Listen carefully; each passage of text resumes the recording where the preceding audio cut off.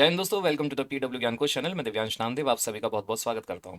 दोस्तों, NATO chief की तरफ से एक बहुत बड़ा क्लेम आया है, जिन्होंने ये बोलने का प्रयास किया है कि भारत के ऊपर जो अमेरिका ने टैरिफ का प्रेशर बनाया था, उसके कारण आज भारत ने रशिया के प्रेसिडेंट व्लादिमीर पुतिन से बात करी और यूक्रेन के प्लान के रिगार्डिंग उन्होंने बहुत सारी चीजें पूछी। मतलब यहाँ पर एक प्रकार से ये शो करने का प्रयास किया है कि जो अमेरिका का टैरिफ है उसका बहुत बड़ा असर भारत की तरफ पड़ा है। भारत थोड़ा विचलित हो गया है, कारण यही है कि वो रशिया की तरफ जा रहा है ताकि उसको इकोनॉमिकली अनरेस्ट झेलना ना पड़े। और यही पूरा सिनेरियो अगर आज टॉप स्टोरीज देखेंगे उसमें यही सारी चीजें हैं। इंडिया टुडे में NATO chief claims Modi hit by tariff, found Putin and asked for the Ukraine plan.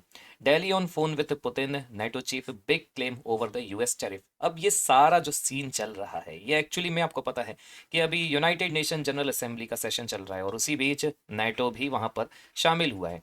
NATO की बात की जाए, बहुत बड़ा एक मिलिट्री ऑर्गेनाइजेशन माना जाता है। लगभग इसमें अभी 32 मेंबर नेशंस हैं।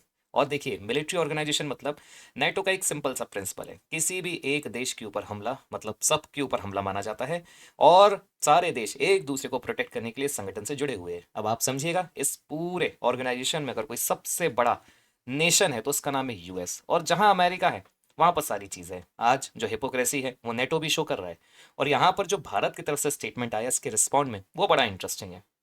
सारा सिनेरियो समझते हैं, मैं आपको पूरी जानकारी देता हूं, आगे बढ़ते हैं अपन।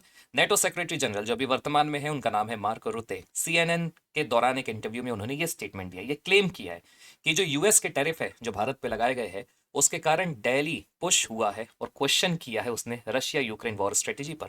और यहाँ पर जो क्वेश्चन किया ना, ये खुद भारत के प्राइम मिनिस्टर ने किया है, ये बोला जा रहा है नेटो के सेक्रेटरी जनरल की तरफ से।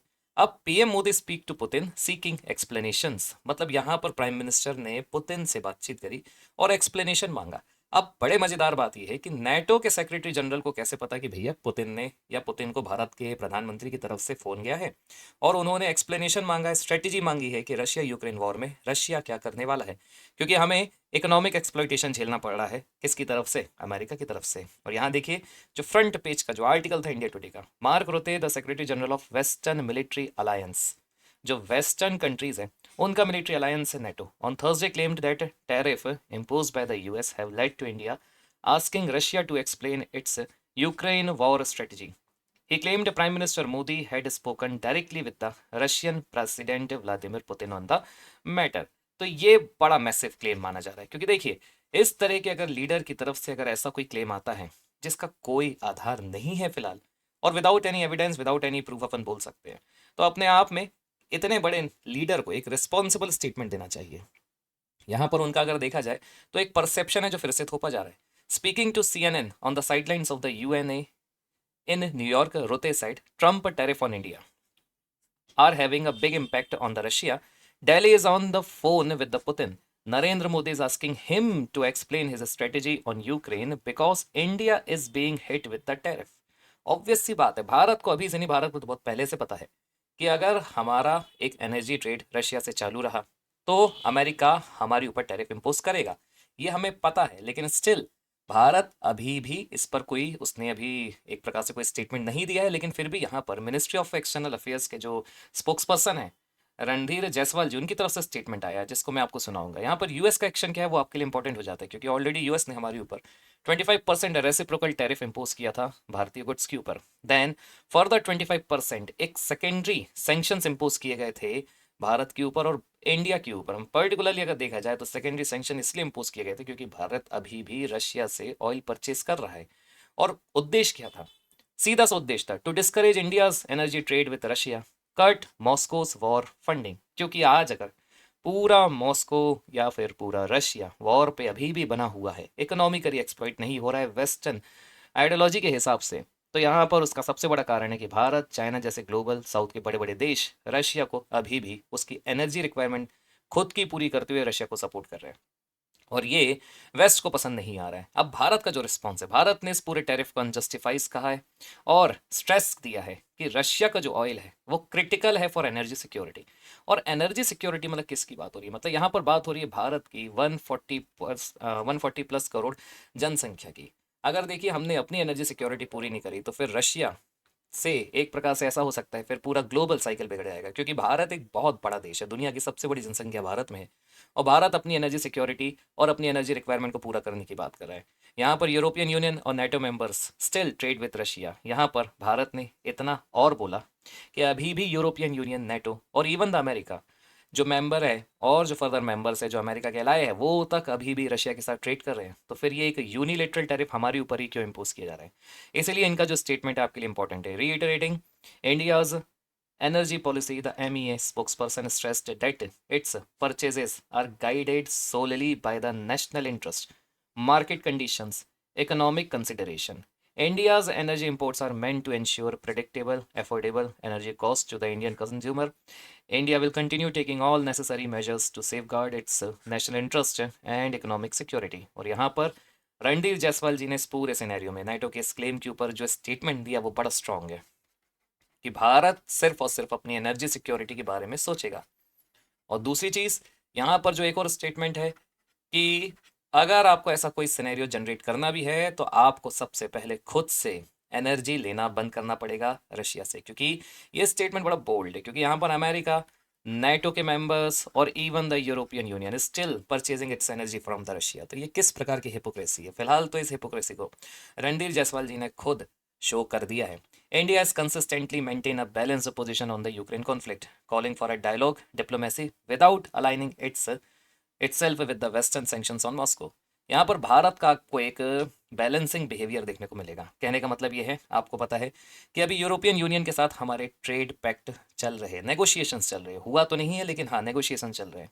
इसके अलावा यूरोपियन यूनियन के कई सारे मेंबर नेशंस के साथ भी हमारे फ्री ट्रेड एग्रीमेंट्स होने वाले हैं। तो यहाँ पर भारत की अगर बात की जाए तो वो खुद को अलाइन करके रखा है।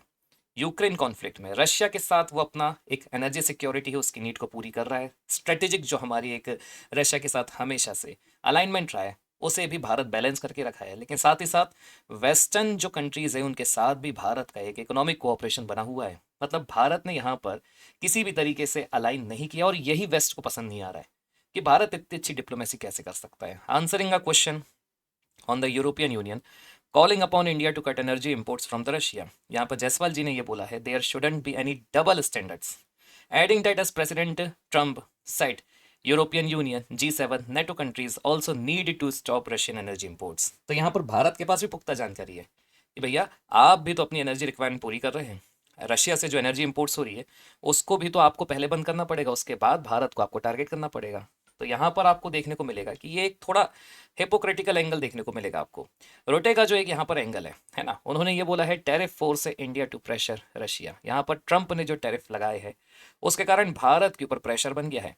Suggested Trump tariff policy indirect sanction on the Russia and ये जो फ्रस्ट्रेशन है NATO still not be able to end the war collectively.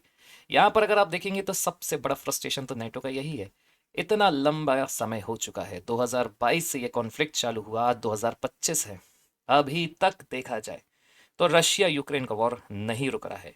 ना इकोनॉमिकली एक्सप्लॉइट कर पा रहे हैं और ना ही नाटो का कोई भी किसी भी तरीका का स्टेप फायदेमंद हो रहा है यूक्रेन के पॉइंट ऑफ व्यू से। और इतनी मज़ेदार बात है कि इतना कुछ होने के बावजूद भी रशिया की जो इकोनॉमी है वो बनी हुई है। वहीं अगर नाटो की बात की जाए तो कई सारे मेंबर नेशंस को बहुत ज़्यादा घाटा हो रहा है और यही उसके सबसे बड़ा फ्रस्ट्रेशन का कारण है। इसलिए वैसे भी वो भी वही बातचीत कर रहा है जो ट्रंप बोल रहे हैं। स्ट्रेटेजिक इंप्लीकेशंस की बात की जाए तो यहाँ पर टैरिफ को देखेंगे आप तो एक जियोपॉलिटिकल टूल की तरीके से यूज़ हो रहा है। लेकिन इसमें सबसे अच्छी बात है आपको भारत की डिप्लोमेसी की दाद देनी पड़ेगी जो कि बैलेंसिंग एक्ट बनाए हुए है। एनर्जी सिक्योरिटी और स्ट्रेटेजिक प्रेशर के बीच में आपको देखने को मिलेगा।